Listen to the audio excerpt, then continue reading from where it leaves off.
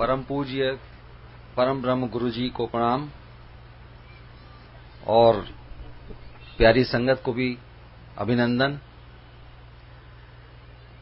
कबीर जी ने अपने एक दोहे में लिखा है कि गुरु का अनुभव उस गुड़ की तरह से है जो किसी गूंगे ने खाया है और वो उसके स्वाद को किसी को बता नहीं सकता।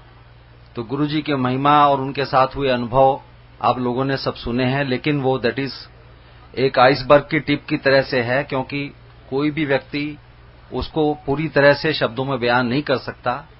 हम और आप रोज उनकी कृपा को महसूस करते रहते हैं, लेकिन शायद बताने के लिए हमारे पास सिर्फ वो कांटे याद रहते हैं जो बहुत ज्यादा चुभते हैं, और जब गुरुजी उनको निकालते हैं तो हम एक दो दृष्टांत इस तरीके के आपको बता सकते हैं। पर मैं आपके साथ में अपना एक ये अनुभव या विचार कहिए शेयर करना चाहता हूं कि हम सब इतने भाग्यशाली हैं जो उनकी कृपा से यहां पर इकट्ठे हुए हैं, क्योंकि जब से इस जन्म में मैंने गुरुजी के पास आना शुरू किया है तब से मैं हर एक व्यक्ति के अनुभवों में एक बात जरूर सुनता हूं और इसको समझता भी हूं कि यहां पर आप उन्हीं के बुलावे पर आते हैं। जब किसी न किसी वजह से वो आपको याद करते हैं, आपको यहां आने की आज्ञा देते हैं, तभी हम यहां पहुंच पाते हैं। और उन पर उनके आपके ऊपर कृपा करने के लिए वो कभी आपके पिता की तरह से होते हैं, आपके किसी पुण्य कर्म के लिए या आपके प्रारब्ध के हिसाब से आपको रिवॉर्ड करना चाहते हैं, या आपको मां के रूप में बुलाते हैं। आपको कोई कष्ट है और उसको दूर करना है, इसलिए वो मां की तरह से आपकी केयर करना चाहते हैं। उसके बहुत सारे अनुभव आपने सुने। इसी तरह से मैं आपको बताता हूं कि अचानक मेरा भी इसी तरह से मिलना हुआ। कमांडर अंकल मेरे बहुत पुराने मित्र हैं, कम से कम हम लोग 35-40 साल से एक दूसरे को जानते हैं, एक दूसरे के साथ पढ़े हैं। इन्होंने शुरू में सन 2001 में मेरे से जिक्र किया था कि ऐसे गुरुजी हैं, और थोड़ा सा इंटरेस्टिंग बनाने के लिए इन्होंने बोला। उस समय गुरुजी का छोटा आश्रम एम्पायर स्टेट में था और वो हलवे का प्रसाद अपने हाथ से दिया करते थे। तो इन्होंने मुझे यही लालच दिया कि वो बहुत प्रसाद देते हैं। तो मेरा इंटरेस्ट बना, मैंने कहा कम से कम मैं ऐसे गुरुजी को चल के देखूं जो हाथ से हलवे का प्रसाद देते हैं, बिकॉज ही सेड कि वो इतना प्रसाद देते हैं कि वो हाथ में नहीं आता। तो मैं थोड़ा सा अचंभित था। मैंने कहा भाई इतना प्रसाद देते हैं जो हाथ में नहीं आता है और सबको खुद देते हैं, आई मस्ट सी। खैर उस बात को 1-2 महीने हो गए तो मैंने इनसे एक दिन याद दिलाया। मैंने कहा भाई राजकुमार, तुम एक गुरुजी की बात कर रहे थे और मुझे उनके दर्शन कराओ। तो इन्होंने कहा कि वो अभी आजकल है नहीं, जब आएंगे तो मैं आपको बताऊंगा।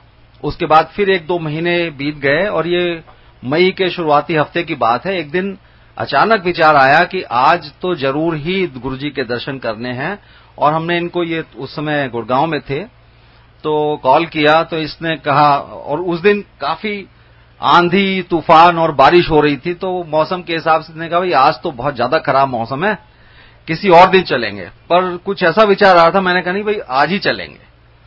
तो फिर इसके बाद खैर इन्होंने कहा चलो ठीक है, आप एम्पायर स्टेट के सामने मिलना। और मैं उस इलाके में कभी भी नहीं गया था, बट देन मैं और मेरी पत्नी दोनों गए एम्पायर स्टेट के गेट पर। हम लोग खड़े हो गए, ये भी आ गए, और उस दिन मैं गुरुजी के दर्शन किए।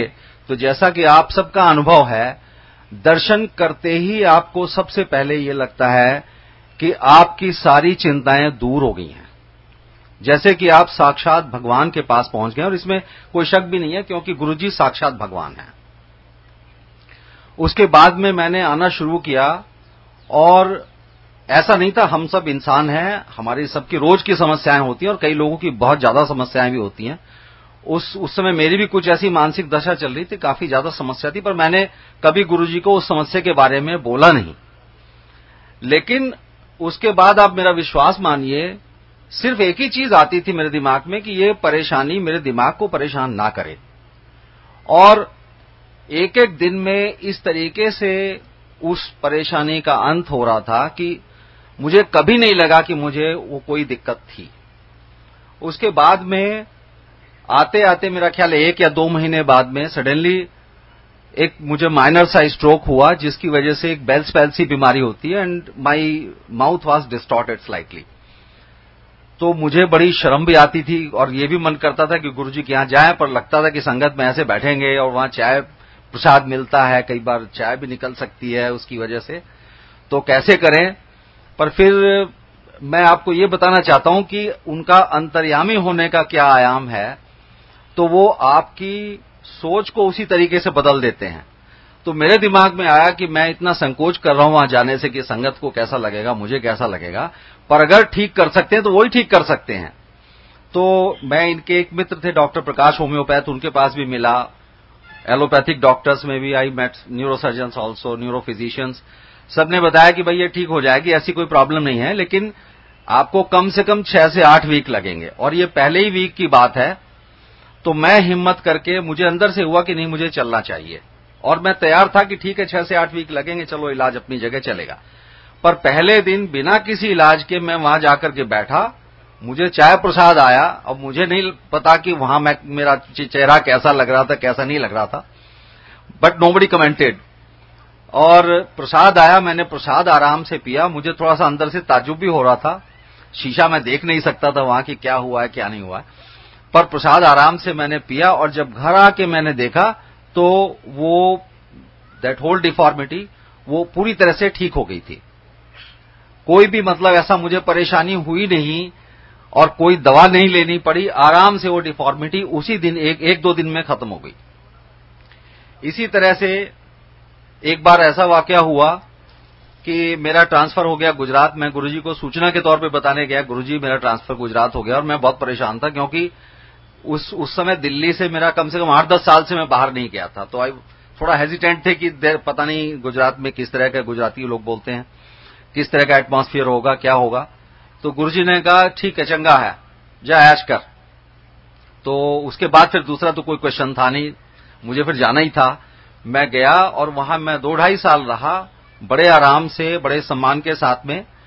और वहां 2 साल का टेन्योर था, तो जब लगभग 2.5 साल हो गए तो मेरे मन में आया कि मुझे गुरुजी से कहना चाहिए कि आप जो है मुझे आप वापस दिल्ली बुला लो, पर हिम्मत नहीं हो रही थी। और मैं इस पशोपेश में था कि गुरुजी, सुनता था सब लोगों के सत्संग में कि गुरुजी से कुछ कहने की जरूरत नहीं, मैं भी जानता था कि भगवान को कुछ कहने की जरूरत नहीं है, लेकिन फिर भी एक मनुष्य होने के नाते दिमाग में रहता था कि चलो कह देते हैं। और ये भी देखता था कई लोग कह भी देते हैं गुरुजी से अपनी इच्छा।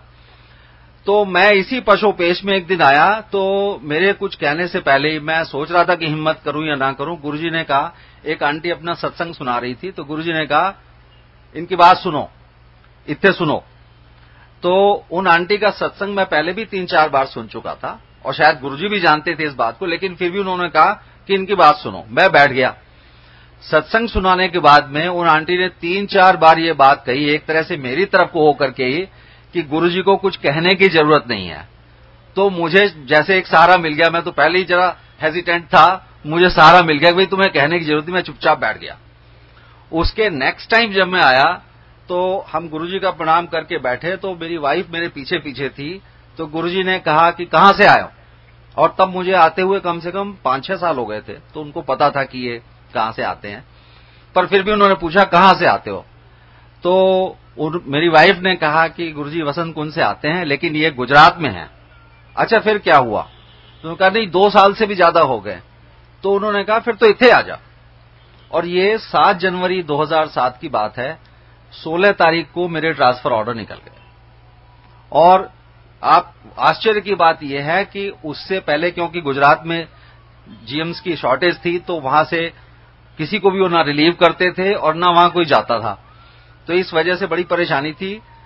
1 साल से किसी का ट्रांसफर नहीं हुआ था और मेरा सिंगल ऑर्डर निकला, उसके बाद भी 1 साल तक कोई ट्रांसफर नहीं हुआ वहां से। तो ये उनकी महिमा है, हर चीज को अंतर्यामी की तरह जानते हैं। एक छोटा सा वाकया मैं आपको 3-4 दिन पहले का बताता हूं कि आपकी परेशानी का हल कैसे वो करते हैं। मेरे पिताजी मेरे पास आए हुए हैं देहरादून से आजकल, और उनकी लास्ट सैटरडे काफी हालत खराब थी। इतनी ज्यादा तबीयत खराब हो गई थी कि लगभग 1-1.5 बजे के करीब मेरा विचार बना कि अब इनको लगता है हॉस्पिटल में एडमिट कराना पड़ेगा। फोर्टिस हॉस्पिटल हमारे पास में है। तो मैं पशोपेश में था कि अब इस स्थिति में अगर मैं इनको एडमिट नहीं कराता हूं तब भी परेशानी हो सकती है, और हॉस्पिटल जाने के लिए तैयार नहीं थे।